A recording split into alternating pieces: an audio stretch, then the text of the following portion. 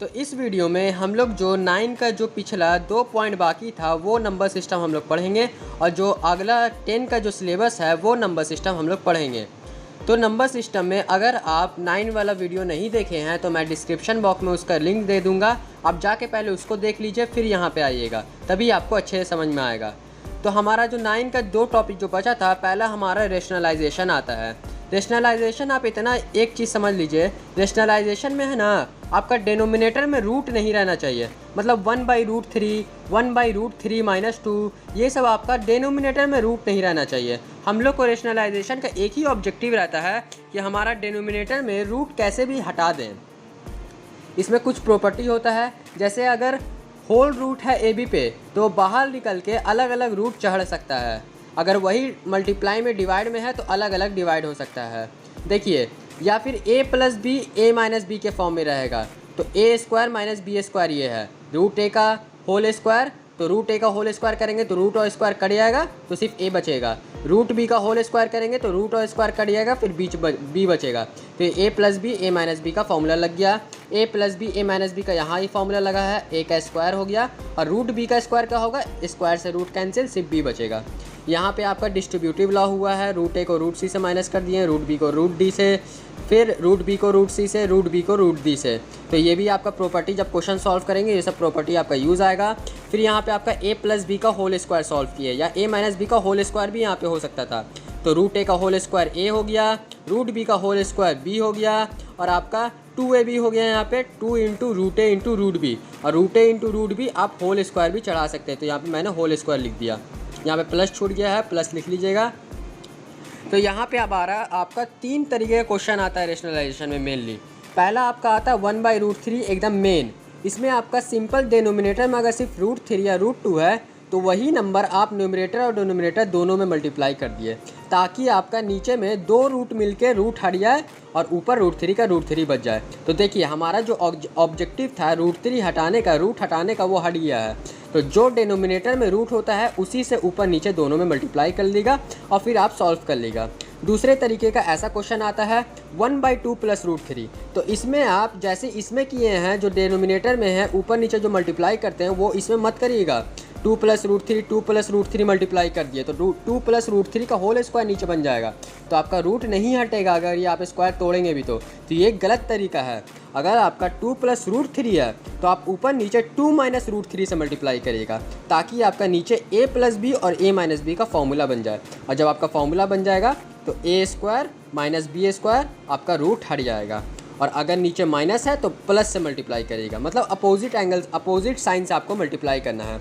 फिर तीसरा क्वेश्चन आपका आता है सॉल्व और कंपेयर, मतलब आपको सॉल्व दे देगा, मतलब क्वेश्चन दे देगा, उसको आप पहले रेशनलाइजेशन से सॉल्व कर लीजिएगा और फिर कंपेयर करिएगा। कंपेयर करने में पहले ऐसा लाइन ला दीजिएगा, मतलब सबसे पहले ऐसे फॉर्मेट में ला दीजिएगा, a + b√3 b√2 जो भी फॉर्मेट में रहेगा वैसा ला दीजिएगा और फिर सिंपल कंपेयर कर दीजिएगा। b√3 है तो 3√3, तो b का वैल्यू 3 हो गया और a बच गया और इधर भी 5 बच गया, तो a और 5 आ गया। और यहाँ पे b की जगह आपका अगर 2 + √3 भी होता तो 2 + √3 b का आंसर होता। यहाँ पे a का वैल्यू 2 + √3 भी होता तो यहाँ पे a का वैल्यू 2 + √3 होता आंसर। फिर आपका 9 का लास्ट पॉइंट आपका एक्सपोनेंट्स आ जाता है। एक्सपोनेंट्स आप क्लास 6 से पढ़ते होंगे, ये आपका बहुत ईजी है, मतलब अगर बेस सेम होता है तो पावर आपका ऐड हो जाता है, बेस सेम होता है और डिवाइड में रहता है तो पावर माइनस हो जाता है। अगर बेस है और 2 पावर है तो दोनों पावर मल्टीप्लाई हो जाता है। अगर पावर सेम है और बेस अलग अलग है तो बेस को आप मल्टीप्लाई करके 1 पावर दे सकते हैं, और ये सिर्फ मल्टीप्लाई और डिवाइड में काम करता है। ऐसा नहीं कि a के पावर m + a के पावर n है तो पावर को प्लस या माइनस कर देगा, ये सिर्फ मल्टीप्लाई और डिवाइड में रूल करता है। तो एक्सपोनेंट का आपको बस कैलकुलेशन का क्वेश्चन आएगा, जब आप क्वेश्चन सॉल्व करेंगे तभी ये बना पाएंगे, इसका कोई ट्रिक नहीं है। अब हमारा 10 का सिलेबस स्टार्ट हो जाता है। इसमें सबसे पहले आपका यूक्लिड डिवीज़न लेम्मा आ जाता है। यहाँ पे देखिए आप डिवीज़न देख सकते हैं, तो डिवीज़न में आपका एक बेसिक इक्वेशन होता है, मतलब आपका इक्वेशन a = bq + r में रहना चाहिए, जहाँ पे आपका a और b पॉजिटिव इंटीजर रहना चाहिए। पॉजिटिव इंटीजर का मतलब क्या हुआ, नेचुरल नंबर, मतलब नेचुरल नंबर 1 से इन्फिनिटी तक, इसमें 0 काउंट नहीं होगा क्योंकि 0 आपका ना ही पॉजिटिव ना ही निगेटिव है, ये याद रखिएगा। 0 ना ही पॉजिटिव ना ही निगेटिव है, ये क्वेश्चन आपका दे सकता है। तो आपका ये फॉर्मेट में रहना चाहिए। जैसे एग्जांपल देख लेते हैं 6, तो 2 × √3 2×3 + 0, तो ये आपका सही हो जाएगा। और यहाँ पे एक ही चीज़ याद रखिएगा, जो आपका r होता है, जो रिमाइंडर होता है, वो आपका b से छोटा होना चाहिए और 0 से इक्वल या बड़ा हो सकता है। b से छोटा होना चाहिए और 0 से इक्वल या बड़ा हो सकता है। यहाँ पे a आपका क्या रहता है, a आपका डिविडेंड रहता है, b डिवीज़र रहता है, q कोशेंट रहता है और r रिमाइंडर होता है। तो रिमाइंडर हमेशा आपका डिवीज़र से बड़ा नहीं होना चाहिए। जैसे यहाँ देखिए 6 = 2×2 + 2 है, तो ये आपका गलत हो जाएगा क्योंकि ये फॉर्मेट गलत है। यहाँ पे आपको 2×3 लिखना चाहिए था। यहाँ पे 2 रिमाइंडर गलत है क्योंकि यहाँ पे जो आपका रिमाइंडर है ये आपका डिवीज़र के इक्वल है और डिवीज़र का इक्वल नहीं होना चाहिए। आपका फॉर्मेट यही रहना चाहिए, डिवीज़र से आपका रिमाइंडर छोटा रहना चाहिए। तीसरा एग्जाम्पल यहाँ पे देख लिए 11 = 2×5 + 1, तो ये आपका सही हुआ क्योंकि यहाँ पे रिमाइंडर आपका डिवीज़र से छोटा है और ये आपका यहाँ पे 11 और 2 आपका पॉजिटिव इंटीजर रहना चाहिए, निगेटिव इंटीजर काम नहीं करेगा। अब आप बात कर लीजिए HCF LCM का। देखिए अगर आपका क्वेश्चन बोल देता है कि आप HCF या LCM निकालिए यूक्लिड डिवीज़न लेम्मा से, तो आपको आंसर से मतलब है, आप यूक्लिड डिवीज़न लेम्मा का प्रोसेस यूज़ ना करें, जो नॉर्मल प्रोसेस होता है उसी को यूज़ करें और उसकी मदद से आप आंसर निकालिए। क्योंकि एग्जामिनर को आपको नहीं पता रहेगा कि कौन सा प्रोसेस यूज़ किया, तो आप सिंपल कोई भी प्रोसेस यूज़ करके HCF LCM निकाल लिए एकदम ईजी वे में। और याद रखिएगा ये जो इक्वेशन है, यहाँ पे A आपका डिविडेंड होता है, B आपका डिवीज़र होता है, Q आपका कोशेंट होता है और R आपका रिमाइंडर होता है। जैसे एग्जांपल से देख सकते हैं 6 = 2×3 + 0, जहाँ पे 6 आपका डिविडेंड हुआ, 2 डिवीज़र हुआ, 3 कोशेंट हुआ और रिमाइंडर आपका 0 बचता है। 11 आपका डिविडेंड हुआ, 2 डिवीज़र हुआ, 3 कोशेंट हुआ और बाद में एक 1 बच जाता है। तो यहाँ पे A आपका डिविडेंड होता है, Q कोशेंट होता है, B डिवीज़र होता है और R रिमाइंडर होता है। ये चारों में से मेन आपका यूक्लिड डिवीज़न में क्वेश्चन में पूछता है। आपका ये फॉर्मेट पूछ लेगा या फिर ये चारों में से पूछ सकता है। ये चारों में से गाइड में क्वेश्चन था। याद रखिए इससे भी क्वेश्चन पूछता है। मतलब इवन नंबर का आपका फॉर्मेट क्या होता है, इवन नंबर का हमेशा 2m के फॉर्मेट होता है। ऑड नंबर का फॉर्मेट क्या होता है, 2m + 1, जैसे 2×1 2, 4, 6, 8, मतलब ये 2×m के फॉर्मेट में रहता है। 3, 5, 7, मतलब ये 2m + 1 के फॉर्मेट में रहता है, 2m + 1 के फॉर्मेट में रहता है, 2m + 1 के फॉर्मेट में रहता है। तो ये दो फॉर्मेट याद कर सकते हैं, बस इसमें यही क्वेश्चन पूछता है यूक्लिड डिवीज़न लेम्मा से। अब चलिए एक ट्रिक के बारे में जान लेते हैं। ये आपका फुल क्वेश्चन बेस्ड रहता है, मतलब अलग अलग तरीके का क्वेश्चन आ सकता है, लेकिन अलग अलग क्वेश्चन से आपको डरने की ज़रूरत नहीं है। इसमें आपको ऑप्शन देख के आंसर पता रखना चाहिए। क्वेश्चन को सॉल्व मत करिएगा, आपको ऑप्शन देख के सॉल्व करना पड़ेगा। जैसे आप चारों ऑप्शन में जैसे n का वैल्यू है ना, तो n का वैल्यू आप 1 से 6 तक आप पुट करके देखिएगा। अगर 1 से 6 तक पुट करने पे अगर आपका जो ऑब्जेक्टिव है वो फुलफिल हो जाता है तो आपका वो आंसर हो जाएगा। जैसे आपका एग्जांपल ले लीजिए, यहाँ पे बोल रहा है कि 4 के पावर n में कोई नंबर है, क्या ये 5 से डिविजिबल होगा कि नहीं। तो चेक कर लेते हैं n का वैल्यू आप इसको कैसे सॉल्व करेगा। ये सिंपल है, आप n का वैल्यू 1 से 6 तक फिल करके आप चेक कर लीजिए। 4 का 1, 4 के पावर 1 4, 4 के पावर 2 16। तो यहाँ पे हम कम से कम n का वैल्यू 6 तक आप पुट करके देखिएगा। अगर 6 तक पुट करके आप चेक कर सकते हैं कि ये 6 में से कोई भी आपका 5 से डिविजिबल नहीं हो रहा है, तो आपका आंसर क्या हो जाएगा कि ये 5 से डिविजिबल नहीं है। और याद रखिएगा अगर 4 के पावर 1 अगर 5 से डिविजिबल नहीं होता, 4 के पावर 2 5 से डिविजिबल होता, तो आपका बोथ आंसर होता, क्योंकि इसमें कुछ डिविजिबल है कुछ डिविजिबल नहीं है। तो ये आप चेक करके डालिएगा कि बोथ डाल रहे हैं या कोई एक चूज़ कर रहे हैं। ये आपका ट्रिक है, ये ट्रिक आपका बहुत सारे क्वेश्चन में आपका अप्लाई हो सकता है। अब 10 का आपका अगला पॉइंट आता है HCF LCM का। देखिए HCF LCM का एक कॉमन चीज़ है, एक कॉमन ट्रिक है या आपको ये प्रोसेस है, थ्योरम है कि जो दो नंबर का आप HCF LCM निकालते हैं तो वो जिसका HCF और LCM आता है उन दोनों का प्रोडक्ट और जो नंबर है उनका प्रोडक्ट दोनों सेम होता है। मतलब A और B का LCM निकाल रहे हैं, A और B का HCF निकाल रहे हैं, तो ये दो का मल्टीप्लिकेशन नंबर के मल्टीप्लिकेशन के बराबर होता है। और ये याद रखिएगा कि जैसे आपका क्वेश्चन किस हिसाब से देता है, आपका एक LCM दे देगा, एक HCF दे देगा और एक नंबर दे देगा, तो आपको दूसरा नंबर निकालने के लिए बोलेगा। मतलब कोई भी इसमें 3 चीज़ आपको दे देगा और उसमें से एक चीज़ निकालने के लिए बोलेगा, तो इस प्रोसेस को आपको फिल कर देगा और आपका आंसर निकल जाएगा।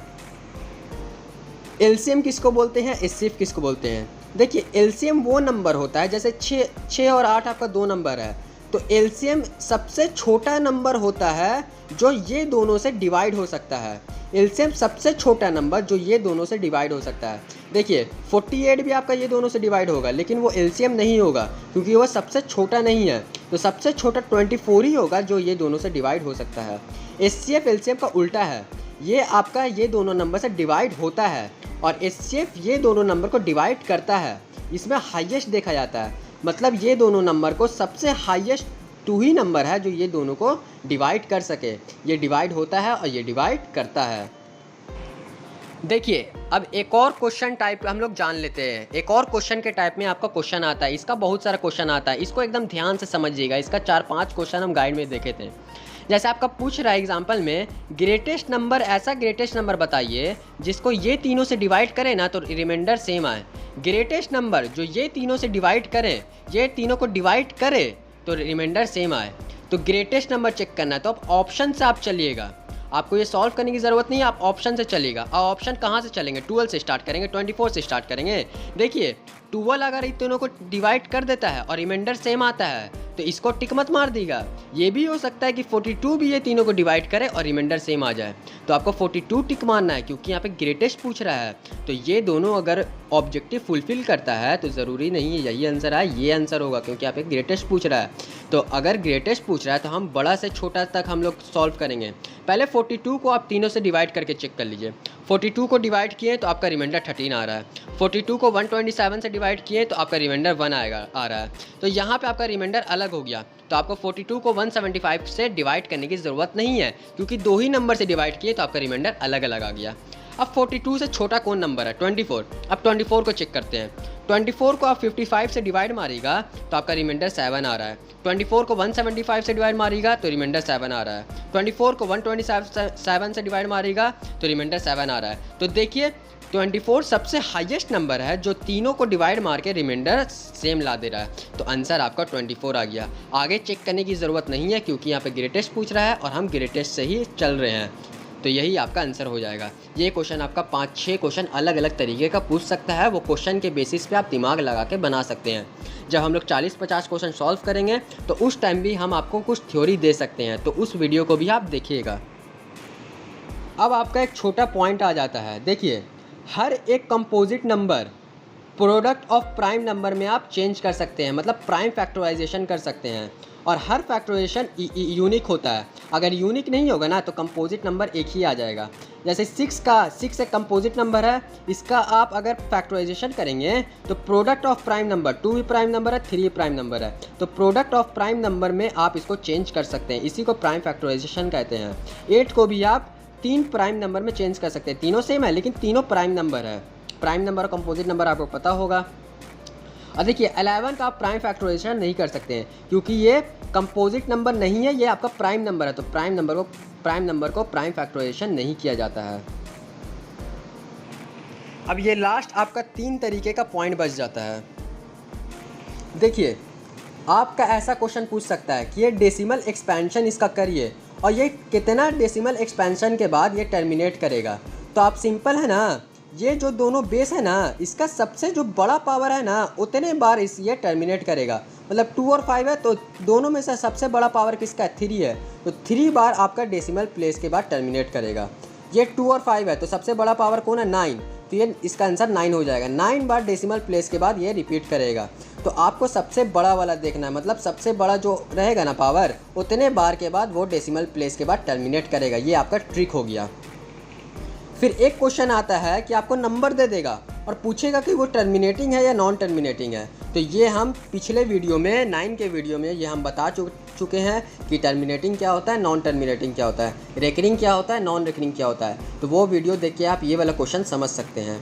और फिर आपका न्यूमेरिकल बेस्ड क्वेश्चन आता है, मतलब ये फुल्ली न्यूमेरिकल रहेगा, इसमें कोई ट्रिक नहीं जान सकते हैं, मतलब ये सब मिक्सअप करके आपका रूट में क्वेश्चन आएगा। तो ये हर क्वेश्चन अलग अलग तरीके से बनेगा। तो हम लोग 40-50 क्वेश्चन बनाएंगे ना तो उसमें कोई यूनिक क्वेश्चन रहेगा, तो आपको कुछ कंसेप्ट मिल जाएगा। इसलिए आप वो वाला भी वीडियो देखिएगा ताकि आपका ये पॉइंट भी क्लियर हो जाए। और लास्ट में आपको मैं यही सजेशन दूंगा कि ये आप 6 रूट वैल्यू याद कर लीजिए, रूट 2 का, रूट 3 का, रूट 5, रूट 6, रूट 7, रूट 8, ये 6 वैल्यू आप याद कर लीजिए। इससे आपका कैलकुलेशन स्पीड और बढ़ेगा। आप 30-40 सेकंड में क्वेश्चन बनाना आपके लिए ईजी बन जाएगा, नहीं तो आपका क्वेश्चन और लेंदी हो जाएगा। और ये बस आपका नंबर सिस्टम में आपका काम नहीं आएगा, आपका ट्रिग्नोमेट्री में, अलजेब्रा में, ये सब का भी काम आएगा। तो चलिए, आप हमारा ये नंबर सिस्टम दोनों पार्ट हमारा ख़त्म हो गया। 9 का भी हम लोग कवर कर लिए, 10 का भी कवर कर लिए। अब हम लोग क्वेश्चन की तरफ बढ़ेंगे। हम लोग अगले वीडियो में क्वेश्चन के बारे में जानेंगे। 40-50 क्वेश्चन हम लोग सॉल्व करेंगे। तो चलिए मिलते हैं अगले वीडियो में।